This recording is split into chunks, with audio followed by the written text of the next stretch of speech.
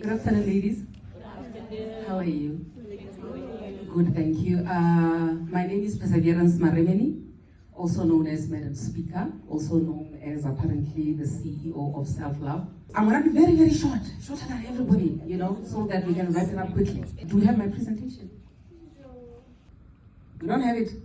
But if it's not, it makes it even quicker. You get? Yes. So I'm going to start with the conclusion, right, of my presentation. Okay. The conclusion of my presentation is that a wise woman once said to me, anything that people do not understand, they destroy. And sometimes one of the people who are in the forefront of destroying things that they don't understand is the very person that is in question. Meaning that when I do something that people don't understand, they might want to destroy. And one person who might want to destroy that before anybody else wants to destroy it, it's myself. That's where things like your self-sabotage comes in. Where you really, really just need validation from everybody else. And when people don't approve of whatever it is that you have to do, then you disqualify yourself. So the conclusion is that sometimes things that people don't understand, they destroy. And when it comes to women, there are so many things that are in us that we desire to do, but because people like comfort, they don't want to change the status quo. We're coming from the ages where men used to run the world. Well, I still believe that they do, but any woman who rises up and says, this is what I want to do, which is different from what everybody else is doing, that's not comfortable. So because it's not comfortable, we're going to destroy. So sometimes when you step up and you say, I want to do something, and nobody seems to understand, what are you doing? This is so out of character. Nobody in your family, nobody in your tribe has ever done what you're doing. The first person who actually dismisses and destroys and sabotages all of that, it is you. So when they said that I need to speak on empowering women, leadership, and entrepreneurs, aspiring entrepreneurs, I thought to myself, there was a time where I didn't even believe that I was an entrepreneur. I was just a girl who has a lot of talent. And 24 hours, since 24 hours is not enough in a day, I'll just do things that are desirable for other people. If people approve of it, if people don't want to destroy it, then I'll do it.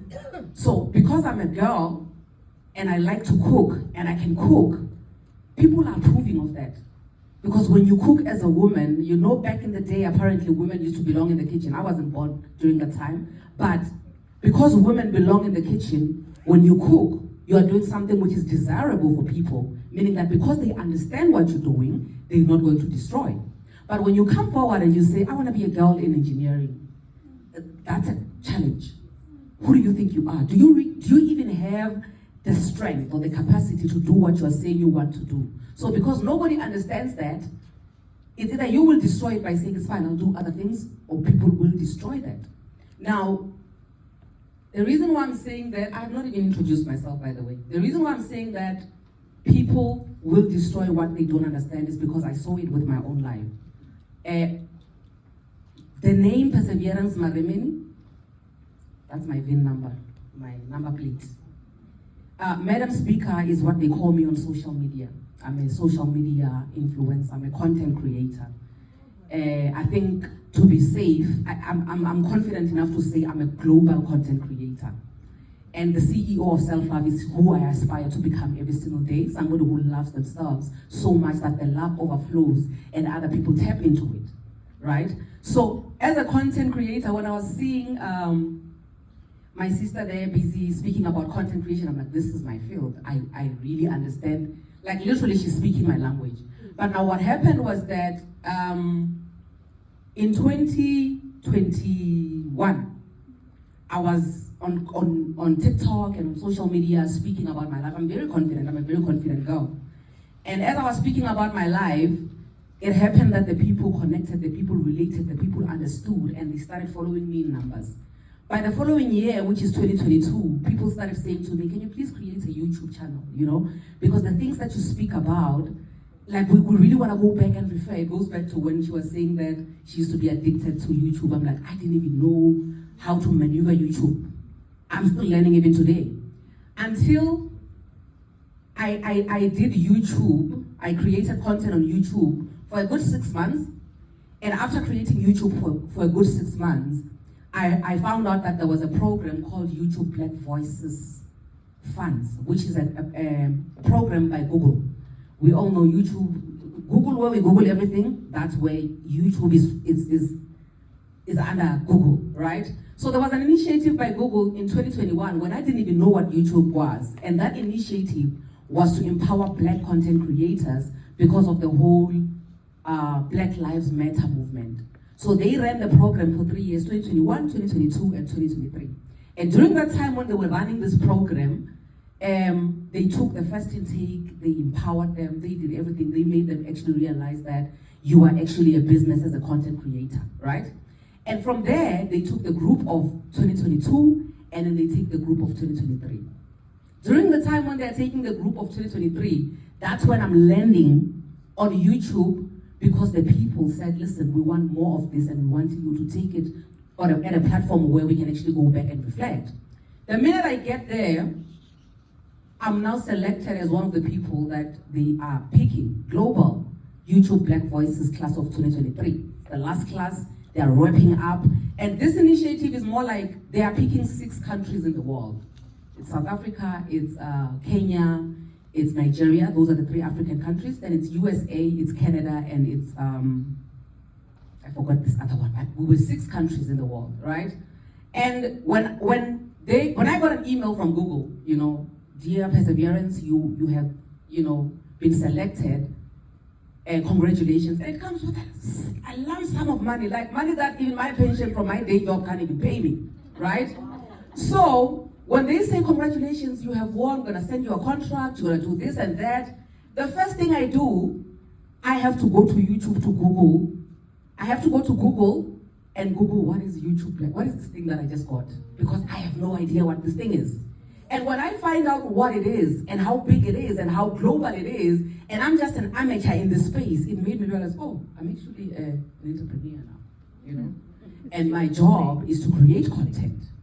But now when I realized that I'm in this space, and when I get there, it was so unbelievable because even people who were there didn't know me. Nobody knew me because like I'm from TikTok, but I'm entering this YouTube space where people have been there for 15 years creating serious content, you know, where you can't even make mistakes when you are doing your spelling. And I'm coming from TikTok. We do videos wearing pajamas on TikTok. And I'm entering this serious global stage that they're now putting me on the pedestal and they're saying, girl, you see, the things that you've been doing that people didn't understand that you've been destroying or in yourself, you're gonna start embracing that. We're gonna put you on a pedestal to embrace that which you've been allowing yourself and people to destroy for the longest time, right? So when I enter the space and I do this YouTube thing, I now started understanding myself as a business. Even for me to get here, I don't even do the bookings myself. I don't even interact with anybody. I just show up when everything of mine has been sorted by my PR team, and I come as a brand, as a business, and I represent myself, right? So with me, I don't know if that's a sign that I'm okay. I'm still good. Okay. We are not jealous here. We are okay, good. So this girl, ne? Yes, girl. When they said that I need to come and speak about empowering women and entrepreneurs and leaders, I was like, AI, you know, we are the new generation, you know? Yeah. I'm like, AI, please create for me a woman who is saying, I am breaking new ground, I am coming for everything. Yeah. That's what AI created for me. And when I looked at her, I was like, yes, that sounds and looks like me. It looks like I'm breaking new ground, I'm coming for everything, and nobody's gonna stop me. Yes. But now, what is the need, you know, for us to be able to get to a point where we need to empower each other as women? Because this thing is supposed to be so simple, to say, listen, I wanna do this, I go ahead and I do it, and that is it.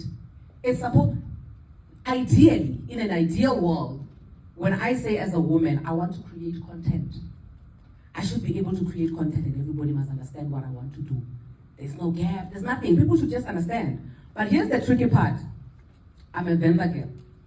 Yes, girl. So me being a vendor girl means that I come from a tribe that wants to be very serious about life. And in them being very serious about life, there are careers that they actually take very serious. So you're not gonna come here and tell me that you wanna be a content creator. You wanna create content? That's not a job, that's a hobby. So you're gonna go to school, you're gonna study something which is serious. Be serious about your life. And when you are done being serious about life, then you can just do these other things on the side, and then you can just do them as a hobby. That is why all the gifts that I have a lot of gifts. All of the gifts that I have, I used to look at them as hobbies. Yeah. And the only thing which was serious was what my father actually sent me to school to do. You will be very shocked if I told you that this that I'm wearing, I made myself. I wear now. So that's one of my, it used to be a hobby, making clothes. I have a clothing brand called Crown Lioness. I make clothes. To a point where I even dress for weddings and everything, right? Please do support. It's a business, it's no longer a hobby. Yeah. Now, if you look at my face, I know that I'm beautiful. I actually did the work myself. Yes, I drew my own brows. I did my own face paint because I can do it. Right? So there are so many things that I've been considering as hobbies that I can do that. Oh, I can actually do this. Let me go ahead and do it. I can actually do this. But all of them were never from a side of like, I'm an entrepreneur. I've been doing all of those as a hobby because I have a day job. I'm an engineering girl. Like, tell me about maths, Laplace transform. Hey, I will solve your problems now. So that for me is a thing which is desirable for everybody else. It's a thing that other people will take me serious for, but when I'm sitting by myself, it's not fulfilling. I'm like, no, okay, I've made everybody happy, but now what about being this entrepreneur that I want to become, which it's fulfilling for me first before it can fulfill anybody else who is out there. That's when now I started doing the things that are fulfilling. No matter how good I am at drawing eyebrows, I'm not gonna touch your face. Because I'm one of those friends, when you're speaking about going out on drinks and everything like that, the only reason why I don't like going out for drinks is because people, they must do a line, I must touch their faces, I must do their, for free, because I think it's like 800 to do something like this. So I must do their faces, and I hate it. But it's something desirable for you to be able to fit in and say, listen, we have that one friend who knows how to solve. She will fix your dress, she will do your face. I'm that friend who has a lot of hobbies that people are benefiting from, but I'm hating those hobbies. So I'm not there anymore. I'm an entrepreneur. I'm a girl that understands that when I'm standing on a stage, I am counting, I'm making the cheese, I'm making the bacon. Now, going back to people destroying what they do not understand. Being a vendor girl who comes from, we are famous for being well-mannered, we don't speak too much. We are desirable people. And then I show up, and I become the loudest mouth of them all. Like, which vendor are you from? And when she was speaking earlier on, and she said that well-behaved girls, I love that quote as well, to say well-behaved girls are never famous for anything, because when you're well-behaved, you are literally just, in your corner for the rest of your life. And then I show up, and I become this very loud person that, like, no, maybe a lot of people say I should have been Xhosa. Maybe they exchanged you in the hospital or something. Because the way you talk, girl, no, people in your tribe don't talk like that, right? Now, going back to people destroying things that they don't understand because we are loud, it starts with you. I'm gonna come back to me being an entrepreneur and how being the CEO of self-love, loving myself, fits in, né? And then when it fits in, other people get to benefit from it. So I'm one of those people that I have a podcast. I have an audience. I've really built over that small period of time. I've built a good audience.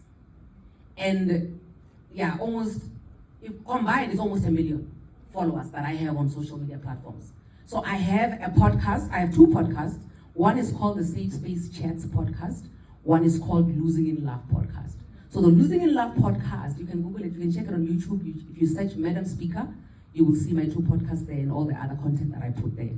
So with the 2 podcasts that I'm doing, the other one is to speak. In most cases, I speak to people who are really down and out, you know. Apparently, I have this healing aura. So when I speak, people really do believe that things will be well, things will be okay, you know. That reassuring thing, I have that. So that's what I do when I speak to people on Losing in Love podcast, where they're speaking about the things that they lost because of love, because of the love that they have for other people. Now, the Safe Space chats, it's just people sharing their life experiences and their ups and downs of life. Now, with all of that I have been busy doing, it got to a point where I had to sit down and question myself to say, is what I'm doing, because people are hyping me up. You know when somebody comes to you and says, I watched this one video of yours. This happens quite often actually with the type of ministry that I'm into. Where somebody would say to me, I watched a video of yours and I had a bunch of pills in my hands and I decided not to take the pills. I watched a video of yours and I had prepared food with poison for myself and my children, and I saw what you are saying you overcame, or I saw a guest on your podcast who has overcome being sexually abused by 7 men until she passed out, she was buried alive. That's a very recent podcast. Then I decided that I'm not gonna take my life. So when people say things like that, for me it's more like, okay, God, I hear you. I hear what you're saying I should be doing, and I'm gonna continue doing what I'm doing. But at the end of the day, when everybody is gone, is this business that I'm doing fulfilling for me? I spent a whole week down, sick with flu. And during the time when I was sick with flu, because I really thought I was going. I thought I was meeting my maker now. So I started now counting the things I do to say, the things that I'm doing, are they desirable for other people, or are they fulfilling for me as well? Am I doing certain things because I want other people to see that I can? Because I do believe that there's absolutely nothing that I cannot do that I put my mind to it. But am I doing it because I want to prove it to other people, or I'm doing it because it's fulfilling for me and it's aligning with my calling? Because so many of us want to prove the haters wrong. I saw a video on Instagram of this other old granny, I don't know how to pronounce her name, from America.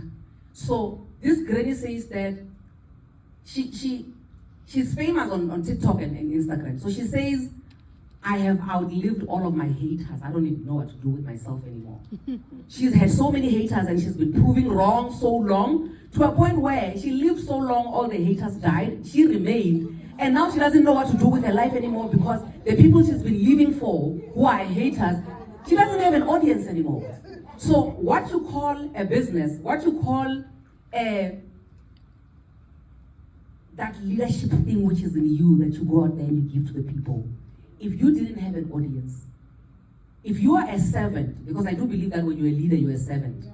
If you're a servant and you didn't have an audience to come and say to you, well done, pat on the shoulder, what you're doing is good, would you still be able to do that fully? Give it your 100% when there's nobody to actually, congratulate you or just say to you, you are doing well. Would you still be able to do that? And if the answer is no, then you should not be doing what you're doing. If the answer is no, then you should be able to sit down by yourself and say, listen, I need to start doing things that are fulfilling for me. Things that when I'm done, I would say, I'm not so sure how many people actually got inspired by what I've been doing, but I feel good. I feel like my purpose, I feel like what I've been called to do on this earth, I've done it and I've done it well. Okay, now, guys, you know the way I'm going. I'm not even... So the need, in today's rapidly changing world, it is crucial to bridge the gap. You see, when it comes to bridging the gap of empowering women, somebody was saying something about how, as women, we are our biggest enemies and whatnot, and because that is because of this thing that has been instilled in us, that we are each other's competition and whatnot. So there are certain things that we don't even have to fight for, but we are fighting for them. At the end of the day, by the time you get to the top, I love this girl, you end up looking like this girl. This girl is fierce, but at the same time, she looks like she's been fighting. She's been trying to prove people wrong so much. She worked so hard. She's been passing with distinctions. On merit, she got to sit in that office. But there are some people who are still saying about her, no, man, she actually, slept her way to the top. There are people who are still saying to her, even when she's sitting like that in her position, that she knows absolutely nothing. It's the beauty that got her to the top. When she has actually worked very hard. So when you get there, you're already on fight mode. When you get there, everybody is already an enemy of yours. Because you understand that people will not really entirely believe that you got there on merit. You got there because there must be something that you have done. You start believing that yourself. Going back to what people do not understand, they destroy, including even you self who is sitting right at the top. So when you bridge that gap, you get to a point where you affirm yourself on a daily basis to say, I do understand that it's very unusual for a girl to be where I am now, but I'm here. And I'm gonna make sure that when I'm done, I would say I have lived and I have lived my purpose and I have fulfilled what I'm coming here to do. So I think once I'm done with doing the work on myself, I probably will still be that girl, that fierce girl, but that element of, you won't tell me anything. You're not gonna tell me anything. That defense, that I'm always on defense mode because I worked very hard to get here and I'm not gonna allow anybody to destroy me, that should be out of the way. So when you bridge the gap, we embrace each other. We embrace even those that are coming after us. The same way that my sister was saying, somebody actually recognized you for you to be where you are. You need to understand that when you are recognizing other people to come to where you are, you're not gonna be in the same position. You're a river, you are flowing in one direction. Meaning that the cake is big enough for all of us. So you get empowered by somebody so that you can empower somebody else. That person who's coming behind you is actually not your competition. But when you're transferring the skill, when you're long gone, there will still be people who are saying, because of this and that I learned from perseverance, I'm a better person and I know how to do this and I can transfer it to the next person. Now, okay. Let me just speak through all of this. So, one of the things that I went viral for, right, on social media when I started being a social media influencer, was speaking on financial abuse, right? Financial abuse is something that is very much underrated. We think that financial abuse is a thing that lack of finances, like when you are a woman who is married and the man is not providing for you and you are struggling with everything, we think that's financial abuse.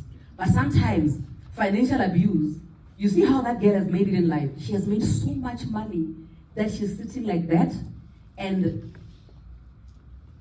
now people are starting to take from her to a point where she can't even say ouch anymore. People are starting to take from her and she has nothing to show for her hard work. That's where I was. When I started opening a new door, because I've made peace with the fact that I'm here on this earth to break new ground, meaning that I'm probably going to speak about things that nobody has spoken about, and when I speak about them, a lot of people are going to come forward and say, me too. They're going to say, listen, I can relate to a certain degree. I've also suffered the same thing, and this is how we're going to help each other become better people. So when I spoke about financial abuse, I was speaking about financial abuse in a sense that with all these,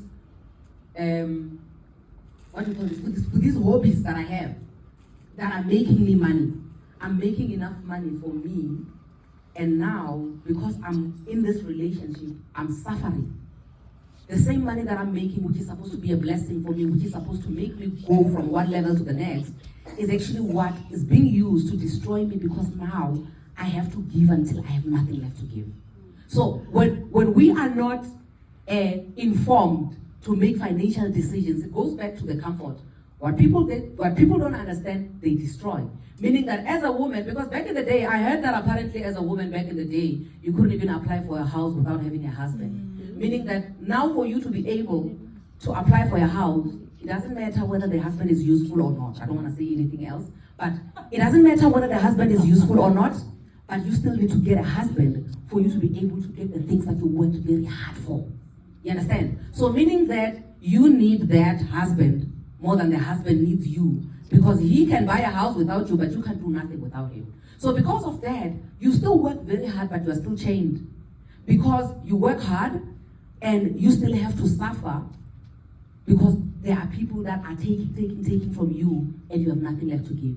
Now, this mentality, it evolved, it went over the years, to a point where even now when I'm capable of buying a house, because at this point I can buy a house without a husband, but psychologically it has done so much work, like it has done so much work to a point where you refuse to believe that I can actually do it without anybody next to me, right? So much that you end up even settling. Even when you know that I can actually do this without other people, you want somebody to decorate you so that you can get other things done, so that you can be acceptable. Because people don't understand you walking alone and accomplishing all these things, yet you don't have a counterpart to decorate you. No. We can't accept you in our society like that. For you to tick all the boxes to say you have made it in life, on top of you being that boss lady who has worked very hard, you must still have somebody next to you to decorate, regardless of whether this person is useful or not. You understand? So because we are not informing ourselves enough to say, listen, as women, we can sit right here and say, affirm each other. You know you have done so well for yourself and you're okay like this. You know, if you want to get a counterpart, a male counterpart, you can actually do it as let that be an accessory that you can put on and remove. So much that you embrace this accessory, but you do understand that you can fully function without this accessory. But now, because we don't want to talk about these things, because people who talk about these things, that's where I come in now. That's why I come in and I'm going against my tribe. You are talking too much now. We don't like the direction which this thing is taking. You are influencing women badly, because what you are saying now, it's going to make our women now start behaving in a certain way. We don't like that. We like them to believe all the time that we need to decorate them, you know. So when you have set up there and you have done so well for yourself, but you're not making financial decisions that are informed, because you don't want to end up destroying yourself. So you want to make sure that whatever it is that you do, people understand. Next. Now, okay. So I have it's not showing. I actually have a foundation called Madam Speaker Foundation. And the reason why that foundation was born is because I realized that me speaking to people, you know, giving them advice or listening to them or having these podcasts where other people, professionals, join in and share their views and give recommendations, it's not enough. There are times where people would just I work with a lot of organizations that deal with GBV and whatnot, right? But I'm just a mere girl. I'm just a girl from next door. There's only so much that I can do as a girl from next door. So when I realized that people now see me as a refuge, you know, as a place of hiding when they're going through stuff, the first thing, instead of you actually saying, somebody's beating me up, I must go to the police, they start by calling me. That's why I had to have people in place like your PR and whatnot, so that I can at least sleep, you know. Because if somebody is calling me at 12 o'clock midnight saying that the person that they're married to is beating them up, there's absolutely nothing I can do in my personal capacity. But if I can have something like a foundation where I have all these organizations working together with me to make sure that we create a safe space for people, to make sure that we help people get up, to make sure that we encourage women, we help them that they must make informed decisions, then at least there'll be something that I'm doing, right? So when I did this foundation, the Madam Speaker Foundation, it was for that purpose, to say there are so many women who have made so many bad decisions based on wanting to fit in, wanting to not be destroyed, so they wanted to do things that people understand, to a point where now they are stranded. So if I have a foundation like that, that means that now people can get the help that they need, you see. So when I was busy combining this presentation, I was thinking to myself, you know, it's funny how in most cases the people that I deal with are the people who are at their lowest. I am like literally a hospital for broken people. That's how many broken people that I speak with on a daily basis. And every single time, on a daily basis, I have to keep convincing people that there's so much to live for. You don't have to take your life. It doesn't end here. Tomorrow there's something else. So it gets to a point where, on top of me having to now encourage you, there must be another plan now. You are sitting, you left your job. Recently there's somebody who was sharing a story with me to say she left her job because obviously, you know, wife material, 100 meter. So she left her job. Now the husband has found somebody else. And now she needs to leave this home. But with her leaving the home, she does not know where to go or where to start. These things kept me up at night to say, okay, after speaking to so many people who don't know what to do and they don't know where to start, then what am I doing about it? Then I'm like, okay, I need to have a foundation where I'm going to start plug people. Okay, this one can help you with this one psychologically, what. This one will help you with a job, nyana. This one will grocery nyana, bake magwinya nyana, stand by the corner, do something. That's literally me trying to help people get up. But now, when I'm saying that, when I was busy compiling this presentation, I'm like, okay, this one is going to be easy because at least the people that I'm going to be speaking with are people that have already eliminated one problem in their lives, and that is the financial problem. Because I once saw a post, I posted it actually even on my Instagram to say, make enough money so that at least when you make, you don't have to stay in situations because of money. Meaning that when money has been eliminated as a problem, yes, you can work around the fact that you've been abused financially so much and you lost everything, or people are taking advantage of your kindness, but at least you are working, you are not really like on the ground. But if you are working from, I'm a housewife, I left my job, and usually people who are housewives who left their jobs because your boss is going to be sheltering you and whatnot, they're very smart. They're actually even smarter than the people who actually make them leave their jobs. So at least if I'm dealing with people that at least plan B, we will start from B, we're not starting from A. It's so much better. But it doesn't make it any easier because still the work is to be done. We still have to be sitting in places like this and be encouraging one another to say, listen, can you at least eliminate the money problem? Can you at least inform yourself enough? Can we attend these seminars? Can we go on Nicolette Mashile's YouTube channel and learn about how to gather resources for yourself before you can actually make an exit plan if you're in a situation that is not good for you? Can we do that for each other as women? Or is it a thing, Yahori, when one woman shows up and they say, this is my situation, like, well, nah. Red flags were there. Plus, we like it. This thing of red flags were there. Every 2 minutes, red flags were there. Yes, they were there. Ne? Mara, we are here now, and I'm saying, I need your help now. Can you be a Talitha Kum? Can you lift me? So that at least from here going forward, I know that I have sisters. I know that there are places that when I enter, there's no judgment, and I'm actually encouraged to do better, right? Yeah, Do so much more with better without it. So smiling presentations. Can this presentation be shared? No, they are all going to Yeah. But in closing,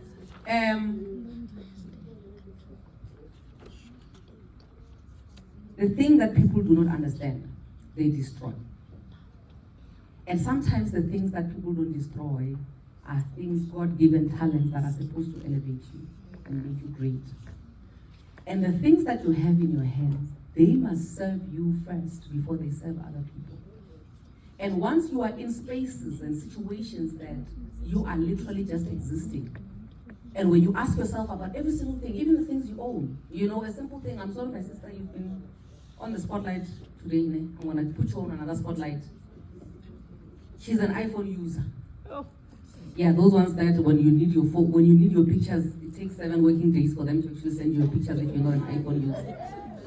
So, when you buy the iPhone to use it, is it because you want it for yourself? Or is it because you want people to see that you actually have it? If there was nobody watching you or the type of phone that you are using, would you be using the iPhone? But in your defense, I can say that iPhone takes actually nice pictures. Vivid. My sister, you'll never go wrong. But this is applicable in a lot of areas of our lives. To say the things that we are we doing them because we want people to see that we are capable of doing them? Or are we doing them because that's exactly what we want to do? So meaning that when you go back home, this is the Skafti, you literally look at the things you do in the morning I'm busy writing a book called I Want to Live. Because when I wake up in the morning, every single day, I tell myself that I want to live, and when I go to sleep, I say I have lived. Part of me living for today is me just standing here and sharing what I'm sharing. So, when you list the things that you are doing on a daily basis, or the things you've been doing for the past 6 months, are these things that if nobody was watching, you would still be doing them or not? I was sharing a joke on social media, and I was saying that, some of us get into relationships where when nobody knew about the relationships, it was nice because we're doing it for just the two of us.